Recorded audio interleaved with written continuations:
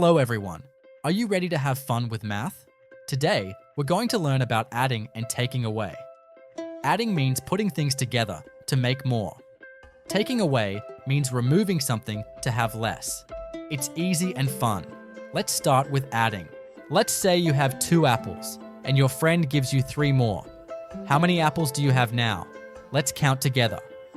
1, 2, 3, 4, 5. That's right. 2 plus 3 equals 5. When we add, the number gets bigger. See how fun and easy adding is? Let's try taking away next. Imagine you have 6 balloons, but 2 float away. How many are left? Let's count. 1, 2, 3, 4.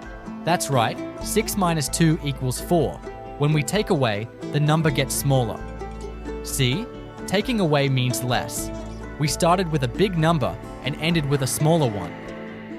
Adding and taking away help us every day. We use it when we count toys, share snacks, or even when we go shopping. Remember, adding makes numbers bigger. Taking away makes numbers smaller. Now that you know how it works, try practicing with numbers at home. Thanks for learning with me today. See you next time.